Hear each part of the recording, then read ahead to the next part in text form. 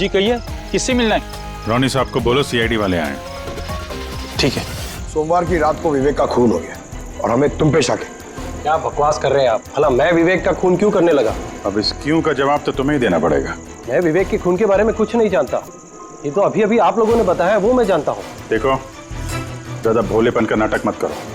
साफ साफ बताओ, विवेक को क्यों मारा तुमने? पर मैंने विवेक का खून नहीं किया है, और वैसे भी उसके घर के बाहर सिक्योरिटी गार्ड थे, तो कोई कैसे उसके घर में घुसकर मार सकता है? सिक्योरिटी गार्ड्स कुछ नहीं कर पाए क्योंकि उन्हें कोई दिखाई नहीं। क्या मतलब? मतलब ये है कि एक ना दिखने वाला इंसान विवेक के घर में आया और उसने लाइट के जंक्शन बॉक्स के साथ कुछ छेड़छाड़ की, जिससे लाइट चली गई। सर, लाइट चली गई? मैं पता लगाता हूँ। नहीं मिस्टर रॉनी, आप बाहर नहीं जाएंगे, अभी तो रुकिए। आपकी जान को खतरा है, ये वही खूनी हो सकता है। सिक्योरिटी! रॉनी, आप हिलना मत। जी, सिक्योरिटी!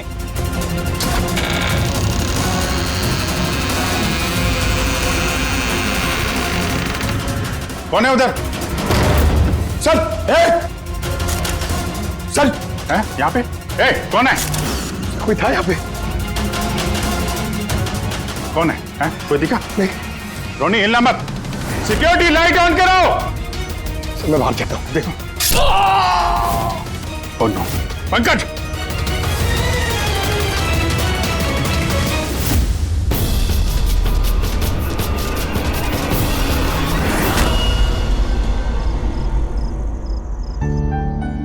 वीना, आज दिन भर सिर्फ काम काम और काम ही रहा है। शरीर भी थक गया है, पूरी बॉडी दर्द दे रही है। विवेक, 24 घंटे सोचोगे तो बॉडी तो पेन होगा ना। अब इतना बड़ा बिजनेस करना है तो सोचना तो पड़ेगा ही ना। थोड़ा सोच समझ के काम करोगे तो दिमाग पे प्रेशर कम पड़ेगा ना। ये कोई गुड्डे गुड्डियों का खेल नहीं है जो चुटकी बजाते ही काम शुरू हो जाए और चुटकी बजाते ही खेल खत्म। समझ रही हो? ठीक है, एक काम करती हूँ, मैं लोकेश को बुलाती हूँ, वो तुम्हारी मालिश कर देगा अच्छे से। ठीक है? मालिश नहीं, बस गर्मा गर्म एक गिलास दूध मेरे लिए लेकर आ जाओ ताकि सारी थकान दूर हो जाए। अच्छा, तो अभी लेके आए। Please, thank you.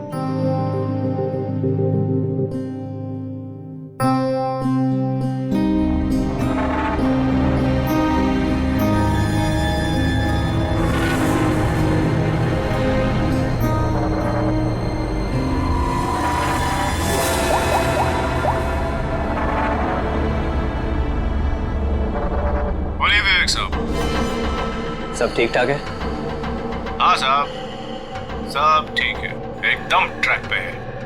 काम हो जाएगा ना?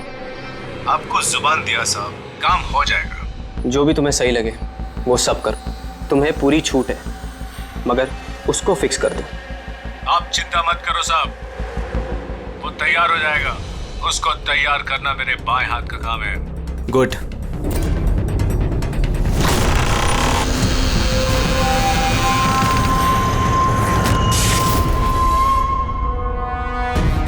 ये लाइट्स को क्या हो गया? वीना, वीना तुम हो? वीना, तुम बोलती क्यों नहीं? ये लाइट्स कैसे चली गई? लोकेश, वीना, कौन है? कौन है यहाँ पे? वीना, मजाक मत करो। देखो देखो, मैं अंधेरे से नहीं डरता। विवेक साहब, विवेक साहब, विवेक साहब, लोकेश, वीना, लोकेश जल्दी आओ, कोई है कमरे में। विवेक साहब, विवेक साहब, दरवाजा खोलिए। विवेक साहब, क्या हुआ साहब?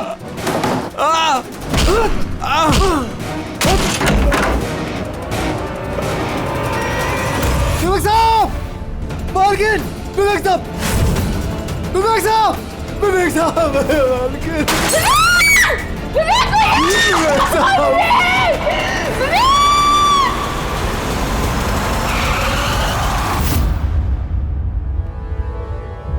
सर, लगता है कई बार चाकू से वार किया है। ये देखिए, कटने का और चाकू घोंपने का निशान है।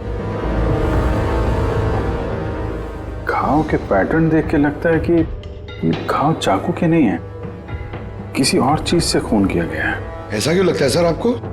ये देखो, ये जो घाव के पैटर्न देख रहे हो एकदम बराबर बराबर है, एक ही साइज के, और ये ज़्यादा गहरे नहीं है। अगर चाकू का घाव होता तो बड़ा होता, गहरा होता, और ऐसे पैटर्न में नहीं बनता। मतलब सर चाकू जैसा ये कोई छोटा हथियार है और उसे बार बार मार के खून किया। लगता तो ऐसा ही है यार। आप कहाँ थे आप जब ये खून हुआ? साहब मैं नीचे अपने कमरे में था। जब विवेक साहब की चीखने की आवाज सुनी तो मैं दौड़ के ऊपर आया। साहब मैंने दरवाजा खोलने की बहुत कोशिश की, लेकिन दरवाजा अंदर से बंद था। विवेक साहब अंदर से जोर जोर से चिल्ला रहे थे, इसलिए मैं दरवाजा तोड़ के अंदर गया और मैंने देखा कि जब दौड़ के अंदर आए तो आपने खूनी को नहीं देखा यहाँ पे? यही तो अजीब है साहब, खूनी दिखा ही नहीं। दरवाजा बंद था अंदर से? हाँ साहब।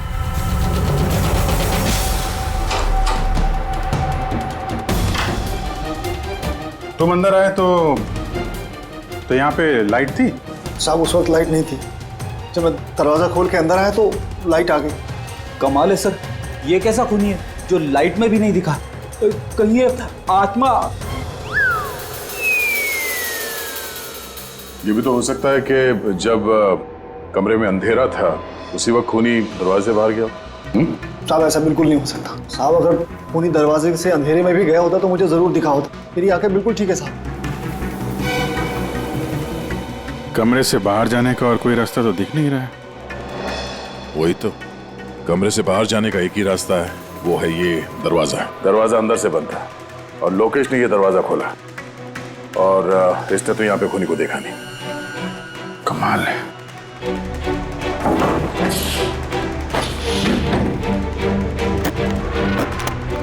क्योंकि अंदर से बंद है, यहाँ से तो खूनी आ नहीं सकता। तो खूनी अंदर कैसे आया? और फिर बाहर जाते हुए किसी को दिखा नहीं? सर मेरी दादी एक भूतिया कहानी सुनाती थी। पंकज, एक तो ये कहानी नहीं है, हकीकत है, और ये भूतिया नहीं है। सर ये हकीकत है लेकिन भूतिया लगता है ना। कोई यहाँ पर आता है, बिना हथियार के खून करता है और चले जाता है। कहाँ से? जाने का तो यही एक रास्ता है, ये दरवाजा। लेकिन सर बीना तो सीढ़ियों से ऊपर आ रही थी, और अगर खूनी यहाँ से जाता तो उसे दिखता जरूर। कमाल है यार, ये लाइट का आना जाना, इसका कुछ ना कुछ कनेक्शन है इस केस के साथ। लाइट का जंक्शन बॉक्स कहाँ पे है?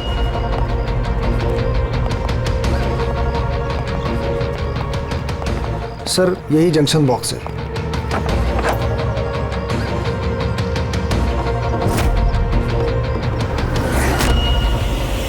इधर आओ जरा। कल तुम ही ड्यूटी पे थे? मैं तो गेट पे था साहब। तुम्हारे गेट पे रहते कोई घर में घुस के खून कर गया, तुम्हें पता नहीं चला? देखिए साहब, मैं अपनी ड्यूटी पे अलर्ट रहता हूँ, ना कोई अंदर आया है ना कोई बाहर गया है। अलर्ट? तो क्या खूनी हवा में आया, हवा में गायब हो गया है? ये लाइट स्विच ऑफ किसने की थी यहाँ से? पता नहीं साहब, अचानक ऑफ हो गई। मैंने सोचा फ्यूज उड़ गया हो। यहाँ कोई स्पार्क वार्क हुआ था जंक्शन बॉक्स में? नहीं साहब, स्पार्क नहीं हुआ था, लाइट चली गई, और जैसे लाइट चली गई मैं जंक्शन बॉक्स की तरफ दौड़ा। देखा बाकी सबके घर में लाइट है, हमारी क्यों नहीं? और देखा साहब जंक्शन बॉक्स खुला था, जंक्शन बॉक्स का स्विच भी बंद था, और मैंने ऑन किया साहब। जैसे ही ऑन किया लाइट आ गई। कोई तो आया था यहाँ पे जिसने लाइट के साथ छेड़छाड़ की है। विवेक की बीवी वीना, उससे भी पूछ लेते हैं।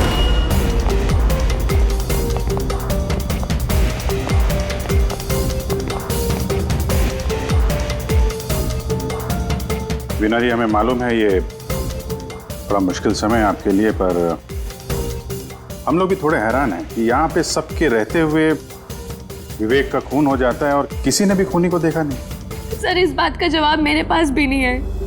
मैं खुद हैरान हूँ, खूनी कहाँ से हवा बनकर आया और कहाँ चला गया। मैं मेरे बच्चों को क्या जवाब दूंगी सर, उन पर क्या बीतेगी? हिम्मत रखो, समय के साथ साथ बच्चे भी समझ जाएंगे। आप कौन है?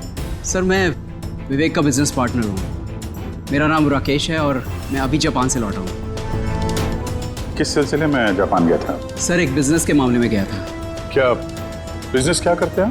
सर विवेक और राकेश एक जापान में ऑयल बेसिन का बिजनेस शुरू कर रहे थे, जापान की सी में। जॉइंट वेंचर था इंडिया और जापान में।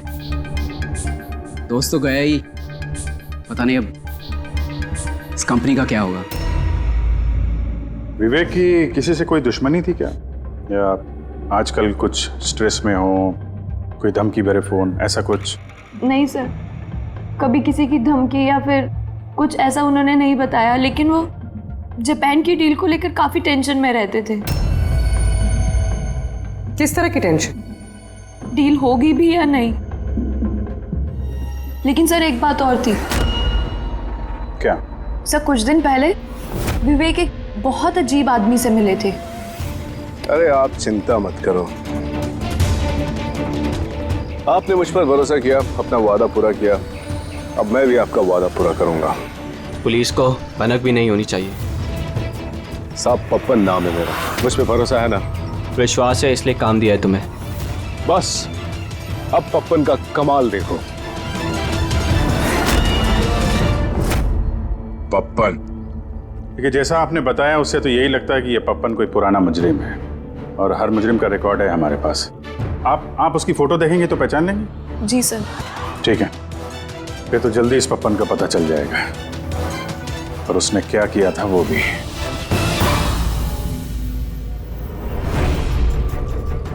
आप लोगों का शक एकदम सही है बॉस।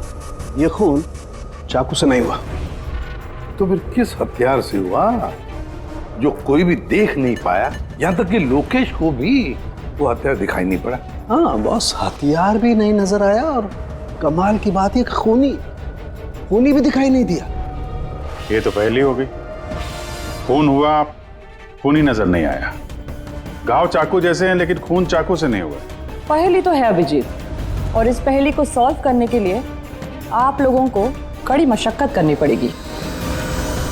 देखो बॉस, हम लोग आत्मा में तो विश्वास नहीं करते, लेकिन साइंस से कुछ भी किया जा सकता है, और मुझे लगता है किसी मॉडर्न साइंस की टेक्निक का इस्तेमाल किया गया है इस खून में। हाईटेक खूनी? हाईटेक ही हो सकता है, वरना ना दिखने वाले खूनी को लाइट्स ऑफ करने की क्या जरूरत है? माना कि ये खूनी हाईटेक है, मगर कहीं ना कहीं उंगलियों के निशान तो छोड़े होंगे ना उसने? बिल्कुल आए। तो फिर सर, जो क्राइम सीन से हमने उंगलियों के निशान लाए थे, उनमें से एक निशान खूनी के भी होंगे? होने चाहिए थे दया, लेकिन अफसोस की बात यह है कि है नहीं। आप लोग जो भी फिंगरप्रिंट्स लेके आए, उसमें सिर्फ विवेक और उसकी पत्नी के फिंगरप्रिंट्स हैं, जो एकदम क्लियर है। बाकी के फिंगरप्रिंट्स एकदम स्मस्ट हैं, सब मिल गए हैं। ऐसा लगता है जैसे किसी ने ग्लव्स पहन करके दरवाजा खोला और बंद किया। प्लानिंग के साथ खून किया गया है ताकि सबूत ही ना मिले। काम करते हैं, इस विवेक के घर में जितने भी लोग हैं उन सब से अलग अलग स्टेटमेंट लेते हैं, सबसे पूछताछ करते हैं कि उस रात हुआ क्या था। खूनी ने अंधेरे का फायदा उठाया है, अब हम भी अंधेरे में निशाना लगाएंगे। सर, जब ये खून हो रहा होगा तो वो खूनी अंदर ही होगा सर। जैसे ही बीना बाहर गई उसने खून कर दिया। ये थ्योरी हो सकती है पंकज, अगर लाइट नहीं गई होती तो फिर सब दो खूनी होंगे, एक लाइट ऑपरेट कर रहा होगा और अंदर खून कर रहा होगा। मगर जिसने लाइट ऑफ करी वो कहाँ था? वहां पे तो गार्ड खड़ा था, उसने बोला ना उसने किसी को अंदर आते देखा ना कोई बाहर गया। सर लेकिन जब वीना बाहर गई थी तो उसने दरवाजा खुला हुआ देखा था सर, तो हो सकता है कि दरवाजे के ऊपर उसकी उंगली के निशान हो। खूनी यहाँ भी चालाक निकला। सारों के सामने बताया ना, यहाँ कमरे के अंदर हमें एक भी फिंगरप्रिंट्स नहीं मिले, एक भी। उसने हैंड ग्लव्स पहने होंगे सर, इसलिए शायद नहीं मिले। हैंड ग्लव्स तो पहने ही होंगे।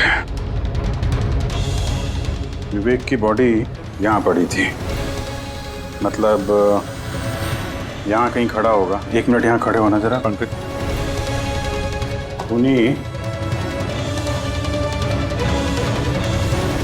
जब अंदर आया तो दरवाजा खुला हुआ था।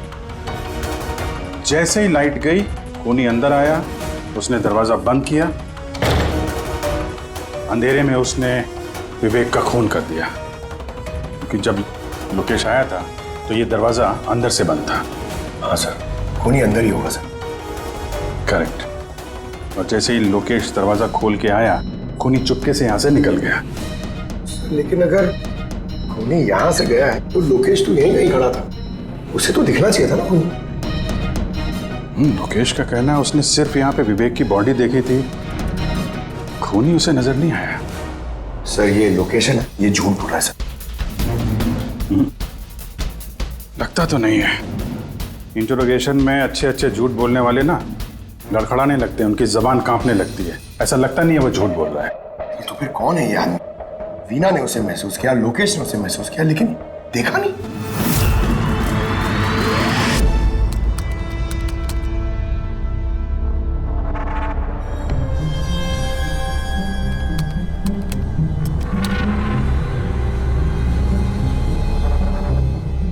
सर, मरने से पहले विवेक ने जिस नंबर पे फोन किया था वो नंबर एक दिन पहले चोरी हो गया था और अब वो अनअवेलेबल आ रहा है। अनअवेलेबल है तो जरूर पप्पन का होगा दया, पप्पन का नंबर होगा। क्या पता चला उसके बारे में? सर पूरी ट्रेस कर रही है, उसका क्रिमिनल रिकॉर्ड भी चेक कर रही है सर, बहुत जल्द पता चल जाएगा। यही है, यही है सर। हाँ सर ये देखिए सर, हमारे रिकॉर्ड्स में तो कई सारे पप्पन हैं, लेकिन वीना के बताए अनुसार ये वही आदमी जिसकी हमें तलाश है। सर ये वही आदमी है जिसे मैंने विवेक के साथ देखा था। हमारे रिकॉर्ड के हिसाब से तो ये मुजरिम बहुत ही खतरनाक है सर, खूनी है। और अगर विवेक ने इसे पैसे दिए हैं तो जरूर खून किया होगा इसने। और अभी ये बेल पे बाहर है और पुलिस स्टेशन पे हाजिरी देने के लिए जाता है रोज। कौन से पुलिस स्टेशन में जाता है ये हाजिरी देने के लिए?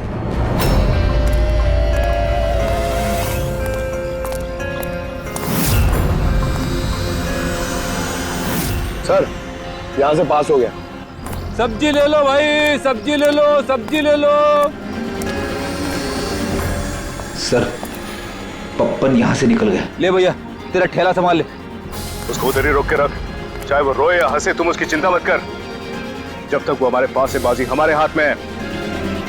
तुम लोग मेरा इंतजार करो और कुछ भी गड़बड़ हुआ ना तुम में से किसी को नहीं छोड़ूंगा मैं। ये चिड़ी का गुलाम तुम्हारी तरफ गया था, देखना जरा।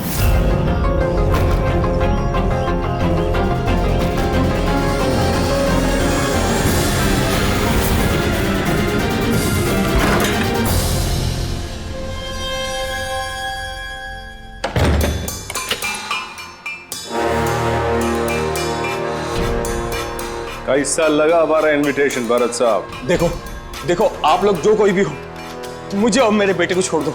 मैं आप लोगों से रहम की भीख मांगता हूँ, रहम। ओके फाइन, एक काम करो, मुझे तुम यहाँ पर रोक लो, लेकिन मेरे बेटे को छोड़ दो। मुझे ना तो तुम चाहिए ना तुम्हारा बेटा। मैं चाहता हूँ कि तुम विवेक सर की बिड पास करो। विवेक सर खुश तो मैं खुश। ये पॉसिबल नहीं है। मैं इंडियन मिनिस्ट्री में एक एम्प्लॉय हूँ। माना कि सारे कॉन्ट्रैक्ट मेरे जरिए पास होते, लेकिन मैं ऐसे ही किसी कंपनी का कॉन्ट्रैक्ट कैसे पास करवा दूं सर? मिस्टर भरत, तुम ना मामले की गंभीरता को नहीं समझ रहे हो। तुम्हारे बेटे के साथ क्या हो सकता है तुम सपने में भी नहीं सोच सकते। सपने में तुम भी नहीं सोच सकते कि अब तुम्हारे साथ क्या होने वाला है। सर मैं मिनिस्ट्री की तरफ से काम कर रहा था। जितनी भी सील्ड बिड इंडियन फर्म्स की तरफ से होती हैं उसका इंचार्ज था मैं। चीनी या जापानी कंपनियों के पास अपने देश में नीलामी का कार्यालय था, लेकिन सभी भारतीय बोलियां उनके पास आई। किसी विदेशी कंपनी को भी कॉन्ट्रैक्ट मिला था क्या? नहीं सर, इसके बारे में सभी की कॉमन राय थी, क्योंकि भारतीयों के पास चीप लेबर और रॉ मटेरियल इजीली अवेलेबल था, इसलिए दूसरी विदेशी कंपनियों को कॉन्ट्रैक्ट मिलना मुश्किल था सर। सर इस नीलामी का चक्कर तो समझ में आ गया। इस विवेक ने नीलामी को अपने फेवर में करने के लिए इनके बेटे को किडनैप किया, मगर विवेक को किसने मारा होगा और क्यों? ये काम तो जरूर किसी इंडियन कंपनी का ही है जो विवेक का कॉम्पिटिटर था। इसी चक्कर में हुआ ये सर। वो लिस्ट लाए ना आप, जो विवेक के अलावा इंडियन बिडर्स थे? ये सर, जैसा आपने कहा था आपके अकॉर्डिंग ये मैंने लिस्ट तैयार की। Thank you. कार्तिक, विवेक, इन दोनों के अलावा राकेश, प्रमेश, शिवानी, रोनी और नवीन। अच्छा भरत जी, इनमें से आपको कौन लगता है जो विवेक के खिलाफ बोली लगाने वाला सबसे ज्यादा? सर यानी ऐसा कोई आदमी जो विवेक के ये बिड जीतने से दुखी हो या फिर उसे कोई नुकसान हो? सर ऐसे तो दो लोग हो सकते हैं, रोनी और नवीन। रोनी और नवीन, तो फिर मिल लो, इस रोनी और नवीन से पूछताछ करो, उनसे पता तो चले है कौन ऐसा जो बिना दिखे भी खून कर सकता है।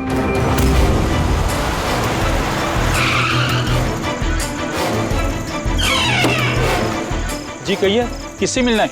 रोनी साहब को बोलो सीआईडी वाले आए।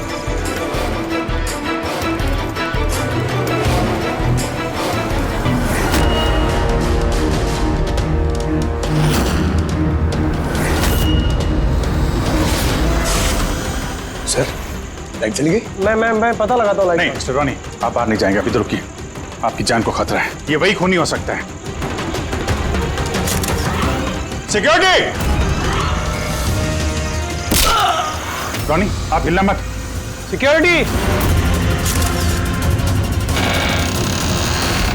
सर यहाँ कोई है? कोई है? सर यहाँ कौन है इधर? कौन है? मिस्टर रोनी आप हिलना मत। सर मैं देखता हूँ। देखो पंकज। ओह नो रोनी। साहब सबको क्या हुआ? एक मिनट, He's no more. बाहर जाते हुए कोई दिखा था क्या? नहीं सर, सर मैं वहाँ जंक्शन पे गया, लाइट ऑन की और देखा कि हमारा दूसरा सिक्योरिटी गेट के पास बेहोश पड़ा हुआ है और मैं अंदर आ गया सर। Hello sir. सर हम रोनी को बचा नहीं पाए। He's dead. ऐसा कैसे हो सकता है अभिजीत? खून तुम्हारे सामने हुआ और तुम कह रहे हो कि तुमने खूनी को देखा तक नहीं? हाँ सर, पहले तो हम सुनी सुनाई बातों पे यकीन कर रहे थे, पर यहाँ तो हम लोग वहां मौजूद थे सर, कोई नहीं दिखा। मतलब विवेक के खून की जैसा? हाँ सर। ये किस तरह का खूनी है सर जो है मगर दिखाई नहीं देता? वही तो।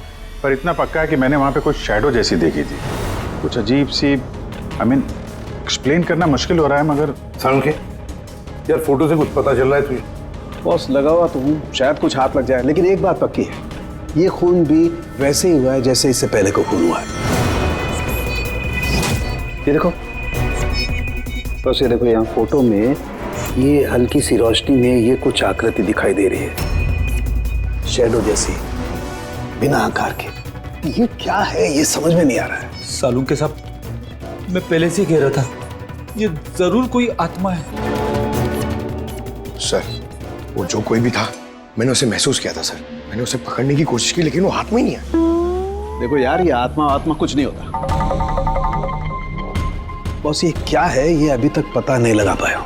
सारुण के, ये किस किस्म का हथियार इस्तेमाल किया इस खूनी ने? ये है बॉस, ये हथियार है, इसे शूरिकेन कहते हैं बॉस। शूरिकेन? तो इस तरह का हथियार तो मैंने मार्शल आर्ट्स वाली फिल्मों में देखा है। अरे इसे तो वो निंजाज यूज करते हैं, वो निंजा। सर ये जापानीज हथियार है, निंजाज इस टाइप के हथियार इस्तेमाल करते हैं। जापान निंजा, और ये ऑक्शन भी जापान में होने वाला है सर, तो कहीं इन सबका कनेक्शन जापान से तो नहीं? बिल्कुल है, जापान से कनेक्शन है।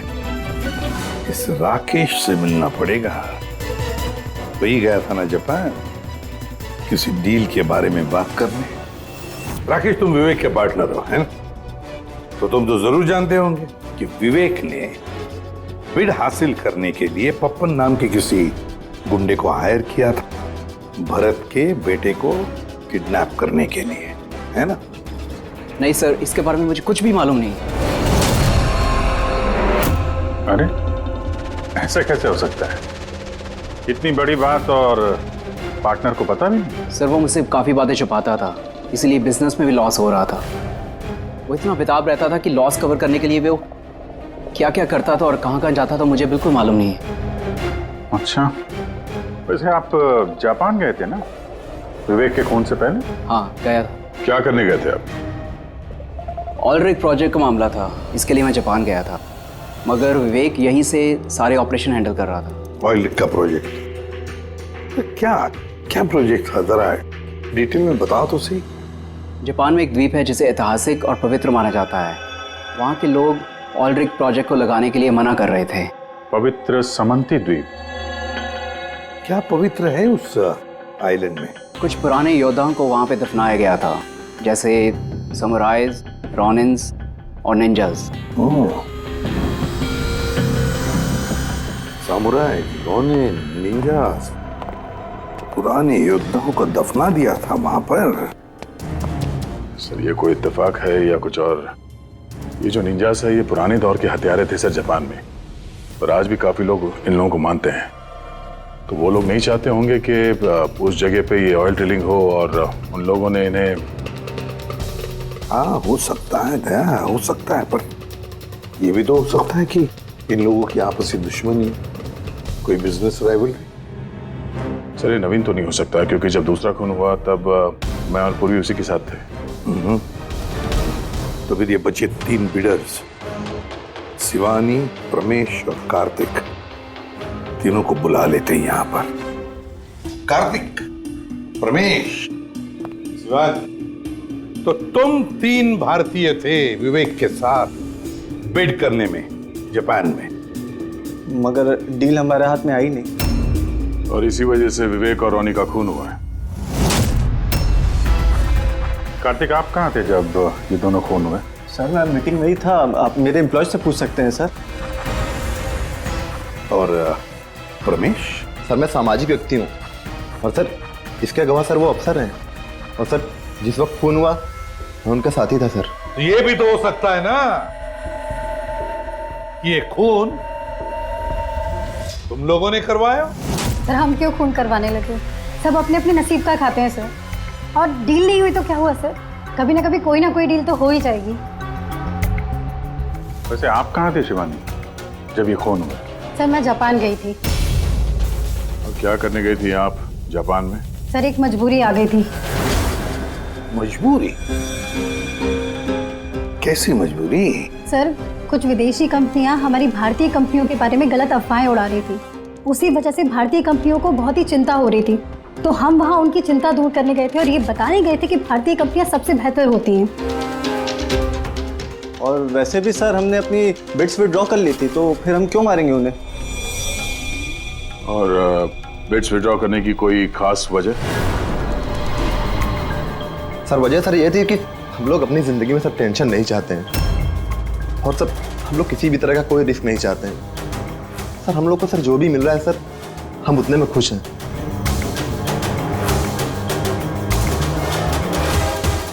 सर अब तो ये नवीन ही बचा, इसने तो बिड भी वापस नहीं लिया। तो कहीं नवीन ने तो नहीं ये सब किया?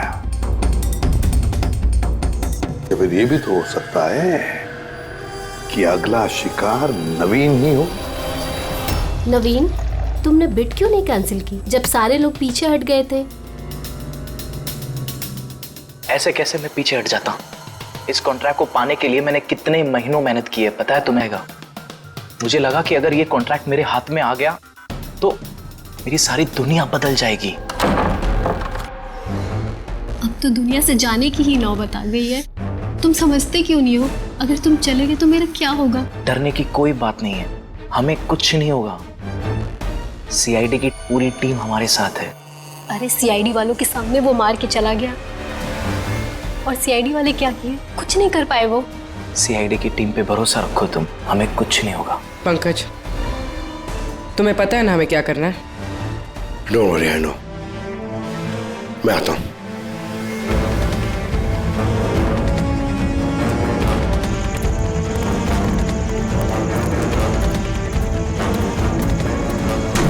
ये है वो जंक्शन बॉक्स जिसकी वजह से सारा पंगा हो रहा है।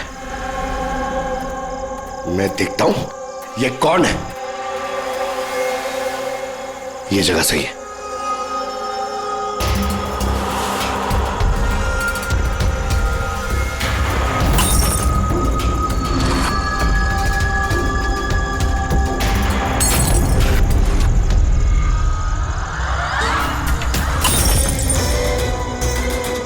कौन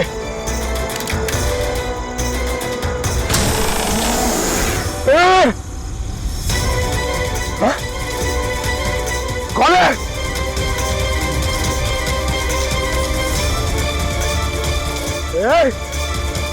मारा।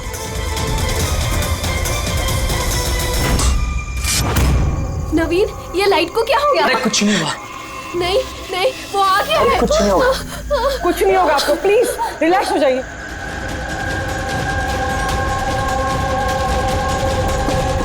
रिलैक्स हो जाइए। नवीन, सामने आओ, वो तुम्हें मार डालेगा। अरे नहीं। कौन है यहाँ पे?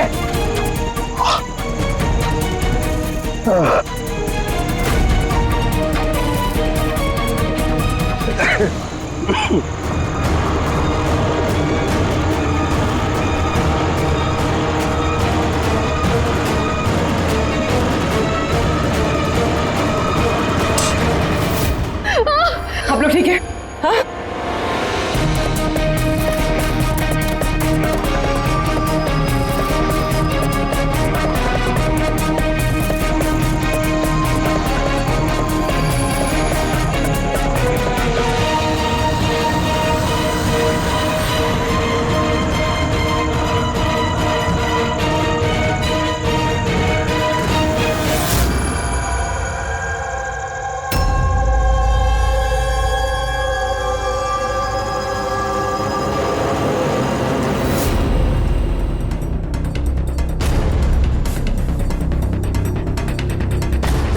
सर, मैंने वहां पर 6 गोलियां चलाई थी। उनमें से 5 गोलियां तो मिल गई, मगर एक गोली उस खूनी को जरूर लगी है। एक गोली खूनी को लगी है? तो पूरी तुम यकीन के साथ कैसे कह सकती हो कि 6 में से एक गोली खूनी को लगी है? क्या वहां पे कोई खून वगैरह गिरा था? नहीं सर, खून तो नहीं था वहां पर, लेकिन गोली लगने की आवाज जरूर आई थी। अगर गोली लगी है तो खून तो निकलेगा ही। घर के अंदर ना सही तो घर के बाहर कहीं मिला? नहीं सर, हमने अच्छे से चेक किया था, वहां पर खून था ही नहीं। हो सकता है सर खूनी ने बुलेट प्रूफ वेस्ट पहन रखी हो। और सर, ये भी तो हो सकता है कि ये काला कपड़ा उस बुलेट प्रूफ वेस्ट का टुकड़ा हो। सर के इस काले कपड़े के टुकड़े से कुछ पता चल रहा है तुझे? नहीं बॉस, इस कपड़े पर से भी खून के ट्रेसेस तो नहीं मिले। खून के अलावा कुछ मिला तुझे? हाँ, ये कपड़ा इतना काला है कि विश्वास नहीं होता है। इस पर से कोई भी रिफ्लेक्शन हो ही नहीं सकता है। रिफ्लेक्शन नहीं हो सकता? मतलब ये फ्रेडी कि जब आप किसी भी चीज पर लाइट डालते हैं तो वो लाइट थोड़ी सी रिफ्लेक्ट होके आपकी आंखों में आती है। इसी से पता चलता है कि वो क्या चीज है, उसका कलर क्या है, ये सब कुछ। लेकिन इस कपड़े पर अगर आप लाइट डालेंगे तो रिफ्लेक्ट होगी ही नहीं। इस कपड़े पे लाइट मारेंगे तो ये कपड़ा दिखेगा नहीं ना। मैं दिखाता हूं, ये देखो, ये यहां पर ये लाइट है।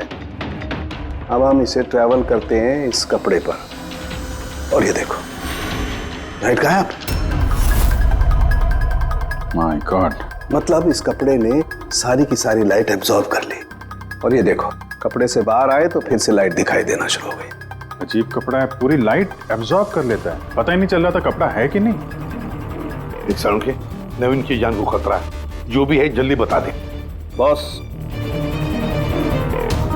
मैं जानता हूं कि ये क्या है और खून कैसे हुआ है।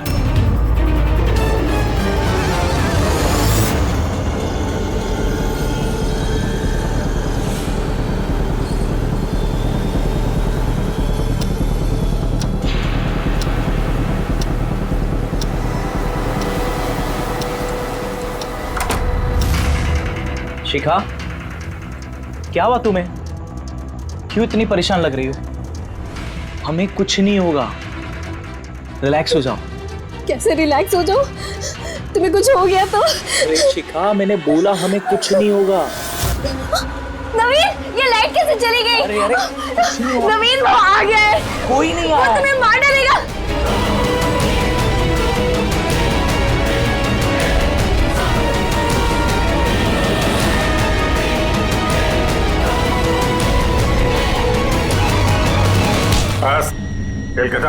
एक गिलास दूध अपने हाथों से लेकर आ जाओ, सारी थकान दूर हो जाएगी। अच्छा, अभी लेकर आती हूँ। Please, thank you.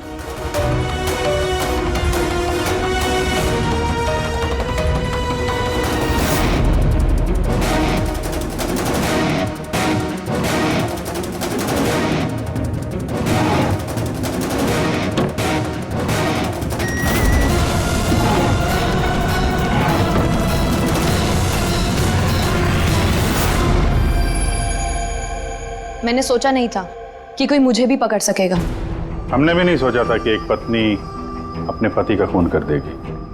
अपराधी चाहे जितना दिमाग लगाकर अपराध को अंजाम दे, कहीं ना कहीं उससे कोई ना कोई गलती हो ही जाती है। मैंने तो कोई गलती नहीं करी, फिर भी आप लोगों ने मुझे पकड़ लिया। नहीं, गलती हुई तुमसे। ये कपड़ा पहन के तुमने बहुत अकलमंदी दिखाई थी, लेकिन इस कपड़े का टुकड़ा हमें खिड़की में से मिल गया, और खिड़की पे फंसा हुआ वो कपड़ा हमारे लिए सबूत बन गया, और उसी कपड़े की वजह से तुम हमारी पकड़ में आ गई। ये कैसा कपड़ा है सर? मैंने इसके बारे में पहले सिर्फ सुना था बॉस। मुझे पता नहीं था कि इसका इस्तेमाल किया जा सकता है, वो भी इस तरीके से।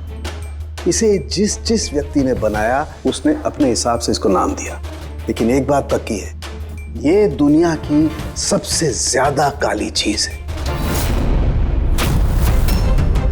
मैं तो कुछ समझा नहीं।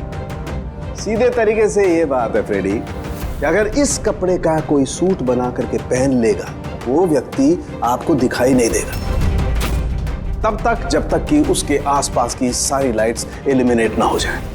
वो दिखाई नहीं देगा। अगर दिखाई देगा तो सिर्फ एक आकृति दिखाई देगी, एक छाया, वो भी बिना किसी रूप के। ये एक 3D से 2D में बदल जाने की प्रक्रिया है। अरे सर, कोई तो लाइट होगी जिससे ये दिखे। ऐसी कोई लाइट नहीं है, ना इंफ्रारेड लाइट, ना यूवी लाइट, ना ही लाइट स्पेक्ट्रम। अब ये नवीन से कहो कि वो बिड विड्रॉ ना करें, और ये इंफॉर्मेशन सब में फैला दो। सर, इस बात के फैलते ही उस पर फिर से हमला हो सकता है। यही तो हम चाहते हैं पूर्वी, यही तो हम चाहते हैं। ये ब्लैक फैब्रिक लाइट को एब्जॉर्ब कर लेता है, लेकिन हीट को एब्जॉर्ब नहीं करता। हीट को तो रिफ्लेक्ट करेगा ही। हम खूनी को पकड़ेंगे थर्मल विजन से।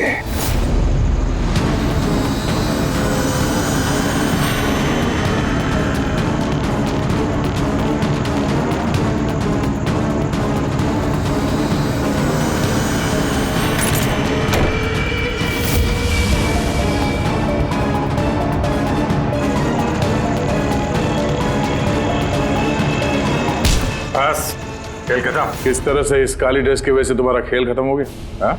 अब जल्दी से बताओ, अपने पति का खून क्यों किया तुमने? नफरत थी मुझे उससे। उसकी बीवी कहलाते हुए भी मुझे शर्म आती थी। क्यों? ऐसा क्या करता था वो कि तुम्हें इतनी नफरत थी? ये जो बिजनेस था मेरे पापा ने उसे दिया था। इतना बड़ा एम्पायर खड़ा करके दिया उसे, और वो उसे मिट्टी में मिलाने की कोशिश कर रहा था। गुंडों के बदौलत कॉन्ट्रैक्ट लेता था। तुम्हारा मतलब है कि वो खुद अपना बिजनेस खराब कर रहा था? कर नहीं रहा था, कर दिया था। मेरी फैमिली बैंकरप्सी की गिनती में थी।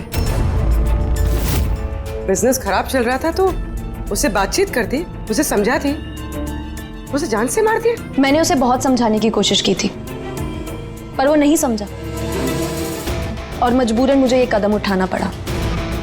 मुझे मेरे बच्चों के बारे में सोचना था, उन्हें तो मैं भूखा नहीं मार सकती। तो इसलिए सारा बिजनेस तुमने अपने हाथ में ले लिया? हाँ, मैंने जापान की एक कंपनी को अप्रोच किया था छिपकर। छोटे छोटे कॉन्ट्रैक्ट और पैसों के बदले मैंने तय किया कि भारतीय कंपनी कॉन्ट्रैक्ट पर कोई बोली ना लगा सके, और इसीलिए मैंने सभी बोली लगाने वालों को मारने का प्लान किया। और उन्हें मारने के लिए ऐसे हथियार का इस्तेमाल किया जो निंजास इस्तेमाल करते हैं? हाँ? हाँ। क्या मिला ये सब करके? जेल। जिन बच्चों के लिए तुमने गुनाह का रास्ता अपनाया, अब वो बेचारे अनाथ हो जाएंगे।